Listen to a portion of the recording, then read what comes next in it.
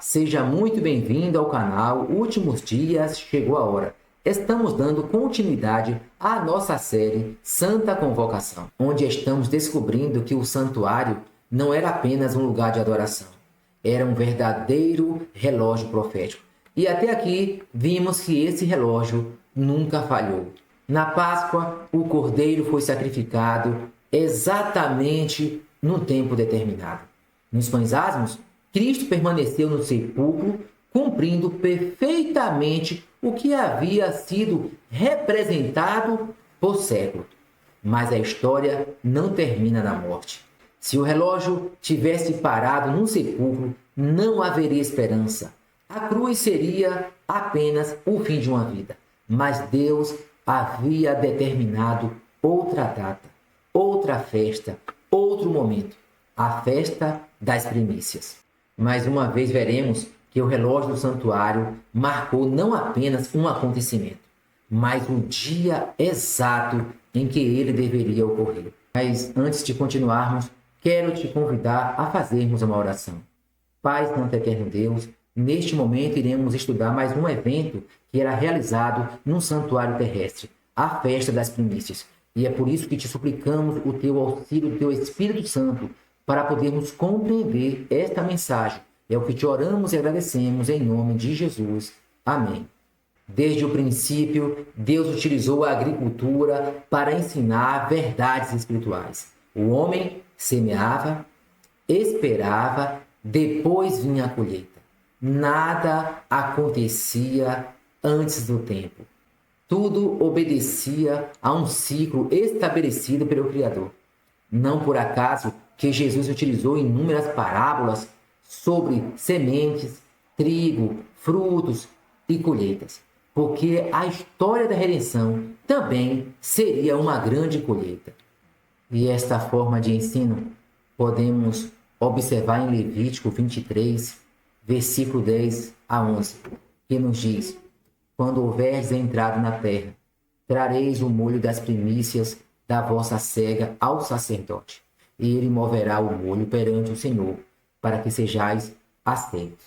Observe algo interessante. Israel não apresentava toda a colheita, apresentava apenas o primeiro molho, as primeiras espigas, e aquele pequeno feixe representava toda a colheita que viria depois. Era uma garantia, era uma promessa, era uma certeza de que haveria muito mais. Que lição extraordinária!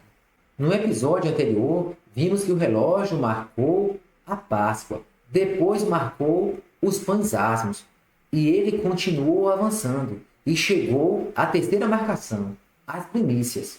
E aqui nos traz uma grande lição e precisamos nos atentar a esses eventos. Mais uma vez, Deus estava ensinando um acontecimento futuro. Cristo não permaneceria no sepulcro. A morte não venceria. A pedra não impediria. O túmulo não seria o seu destino definitivo. E por isso está relatado em João 11, 25, o seguinte: e disse-lhe Jesus: eu sou a ressurreição e a vida. Aquele que crê em mim, ainda que morra, viverá. Louvado seja o nosso Deus. Cristo venceu a morte e garantiu o direito à vida. E ele concede esse direito a todos aqueles que o aceitam como seu Salvador.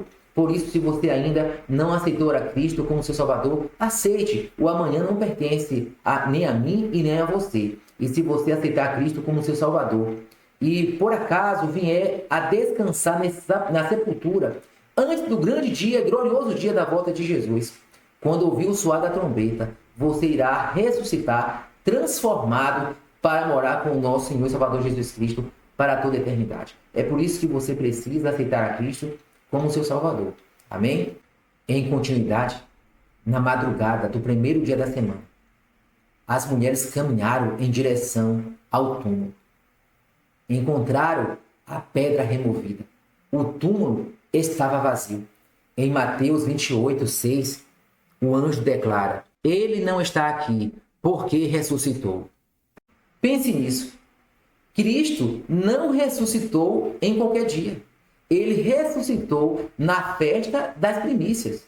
O relógio do santuário havia chegado à sua terceira marcação. Agora entendemos porque Paulo escreve em 1 Coríntios 15, 20 o seguinte: mas de fato Cristo ressuscitou dentre os mortos, sendo ele as primícias dos que dormem. Sabe, Paulo não escolheu essa palavra por acaso. Ele estava dizendo: a festa encontrou seu cumprimento. O molho movido perante Deus representava a Cristo. A primeira espiga representava aquele que venceria a morte. Aqui existe uma pergunta importante. Se Cristo é as primícias, onde está o restante da colheita? A resposta é maravilhosa. A colheita somos nós. Todos aqueles que morreram confiando em Cristo. Todos aqueles que aceitaram o seu sacrifício. Todos aqueles cujos nomes permanecem escritos no livro da vida. Cristo ressuscitou primeiro, mas não será o único. A sua ressurreição garante a nossa. Sabe, queridos, existe um detalhe pouco comentado. Logo após a ressurreição de Jesus Cristo, aconteceu algo impressionante. Está relatado em Mateus 27, 52 a 53, que nos diz o seguinte: abriram-se os sepulcros e muitos corpos de santos que dormiam ressuscitaram. Por que Deus fez isso? Porque as primícias nunca eram compostas por apenas um grão. Era um molho, um feixe, um conjunto.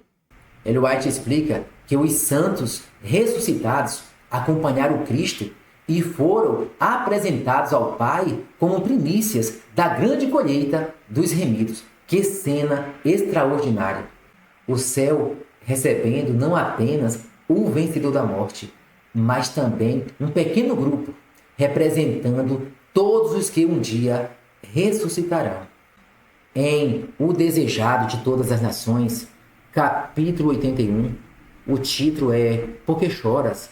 Nos diz o seguinte: Cristo ressuscitou dentre os mortos como as primícias dos que dormem. Era representado pelo molho movido e sua ressurreição ocorreu no próprio dia em que esse molho era representado perante o Senhor. Durante mais de 1000 anos foram essas cerimônias simbólicas realizadas. Dos campos da colheita eram apanhadas as primeiras espigas amadurecidas, e quando o povo subia a Jerusalém para a Páscoa, o molho das primícias era movido como oferta de gratidão perante o Senhor. Enquanto isso não se efetuasse, não se podia passar a foice ao cereal, nem ele ser recolhido em molhos. O molho dedicado a Deus representava a colheita. Assim, Cristo, as primícias, representava a grande colheita espiritual que será recolhida para o reino de Deus. Louvado seja Deus! Perceba como o simbolismo do santuário se cumpre com uma precisão impressionante. Vamos recapitular. Primeira festa, a Páscoa. Cumpriu-se exatamente. Segunda festa, pães asmos. Cumpriu-se exatamente. Terceira festa, as primícias. Cumpriu-se exatamente. Até aqui, o relógio do santuário nunca atrasou, nunca adiantou, nunca falhou. Se Deus foi tão preciso nas primeiras 3 marcações, por que as demais seriam diferentes? Esta é uma pergunta que cada cristão deveria se fazer. Mas as primícias apontavam para algo ainda maior. Jesus frequentemente falava da colheita. Em Mateus 13:39 nos diz: a ceifa é o fim do mundo. Observe que a linguagem continua a mesma. Primeiro vem as primícias, depois a colheita. A ressurreição de Cristo garante que um dia todos os salvos serão reunidos. No último livro da Bíblia, João contempla exatamente esta cena. Apocalipse 14, de 14 a 16, ele vê Jesus Cristo com a foice nas mãos. A terra estava madura, chegou o tempo da colheita. Perceba a ligação. Levítico, primícias, evangelhos, ressurreição, Apocalipse, grande colheita. O relógio continua seguindo a mesma sequência. Sabe, queridos, vivemos em uma geração que teme a morte, mas as primícias nos lembram que a morte foi vencida. O túmulo não é o destino final dos filhos de Deus. Ele é apenas um descanso temporário. Cristo entrou no sepulcro e saiu vencedor.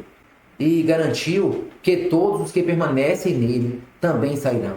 Mas existe outra lição. A colheita não acontece quando o fruto nasce.